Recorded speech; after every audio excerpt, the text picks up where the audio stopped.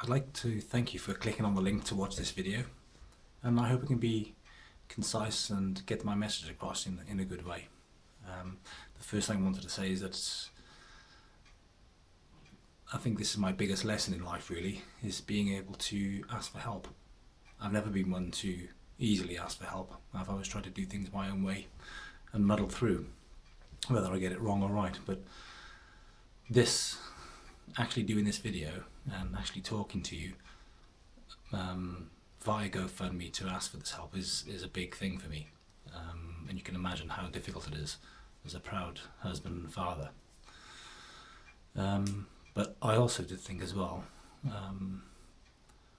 why should we wait for a disaster or something of terminal illness before we ask for help?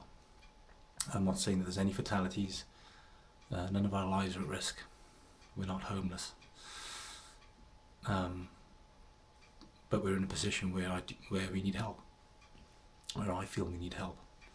There are probably others out there who need more help than us. Yes, I don't doubt that, but I wanted to share briefly our story with you. And if you could watch for the entirety of it, it would be good, so that you can get a flavour for where we've been. We basically came back from South Africa in 2011 because of the collapse of my company in South Africa. It was a turbulent, horrible time. We came back, we settled in Devon in that time, and with the intent to get a job, get stability, and start saving for a deposit for a house. We basically lost everything and came to Devon with a load of enthusiasm and our suitcases. But year after year passed and life happened. One thing after another happened in terms of financial things, outgoings. We just simply never got to that point of being able to save. Then in 2015, after many years of trying to get onto the straight and narrow of saving, it was December 2015 and my wife was pregnant with our third beautiful daughter and ready to give birth when I lost my job, and which was a really, really difficult time for us. And that happens to people, you know. I'm not the only one that will ever have happened to, but the timing was just so awful, just before Christmas. But we made the best of it. We had a beautiful little light that came into our lives, this gorgeous little daughter of ours.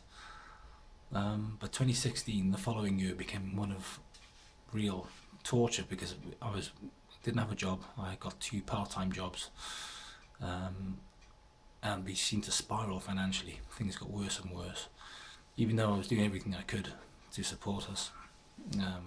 I was studying at the time as well, just to change track, but that didn't work. And naturally, saving was a way off for us. Then in November of the same year, we had the news as well that the little place we were staying in, this little 3-bedroom house, was the landlord wanted to sell it. So it was just before Christmas again of 2016, a year on from that other bad news we had, a year on, and we had to get out of there by the end of January. And naturally, you know, that was a terrible time. We just thought that the rug had been pulled from us and we didn't know what was going on. So we carried on, and we managed to find a beautiful house, and for less than we were paying. It was a bit of a miracle. It was in that beautiful Devon countryside, and we couldn't believe our luck. We found a stunning house to live in, a house that we could call our home, and a place that we want to stay in for the rest of our lives. And the rental for it was cheaper than the house we were previously in, so it was a real find. We also had an agreement with the landlady, who was quite aged, and we said that we would love to one day buy the place, say in 5 years' time, when we were ready to save a deposit. And she agreed. She said that was the timing that she had as well, 5 years. So by that point, I'd got a new job, and we had stability. We had our new home that was beautiful, and we just felt a sense of possibility that, you know what, we can do this. We can eventually buy this house. And we were filled with a sense of optimism and wonder, and that was amazing. But then a few months back, November, it's that time of year again, it's November 2017, where we had the news that the landlady had passed away, and naturally the sons and daughters decided that the best thing to do was to sell the house, and that is the natural course. So whereas we understand that, it was a huge blow to us in that we knew that we had to get out of the house once they sold it. So that's the position we're in right now. The house will be put up for sale shortly, but we want to buy it. We don't want to leave this place. This is our home. We've made it our home. We've been here 9 months, and it was always the intent to buy it at some point. Now we have a chance. We have a chance to buy it. But what we need is a deposit. We need a deposit is not what we have right now.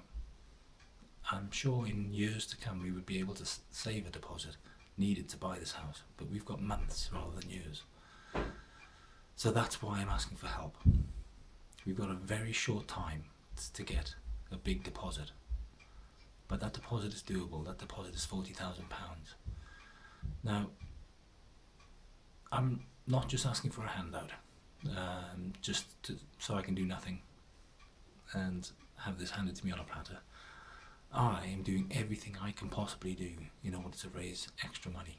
I've written a book called The Swallow's Tale, and I'm pushing that book.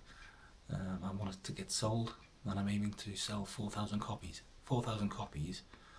If I sold 4,000 copies to anybody, that we would get to our goal of £40,000 deposit. Or via this method of GoFundMe, if you were to just donate £10, if 4,000 people were to donate just £10, we would get to exactly where we need to be, and we would have our deposit to buy our house. When we first had this news that the landlady had died and the house was needed to be sold, I felt a sense of helplessness, of impossibility. But then I thought, no, why should we? Why should I feel helpless? Why can't I do something? And it was when my little daughter said to me, "Daddy, I love this house." She didn't even know, she still doesn't know. "Daddy, I love this house, I want to stay here forever." When she said that to me, it stirred me into some action. It stirred me into doing this, GoFundMe. Now there are people who may or may not agree with this. People who think that it needs to be a disaster before I part with my money. That's fair enough. But I have to try, or I have to die trying. I have to do everything I can. So all I do is I ask you to donate £10 and share this with as many people as you can. I've got 350 odd people, friends on Facebook. If each one of them donated £10, and each one of those person asked their 10 people to donate £10, we'd get there easily. So all I ask is that you spread the word, and if you can donate £10, that'll be wonderful. But if not, that's okay too. And I wish you all the best. Goodbye for now, and wish us luck.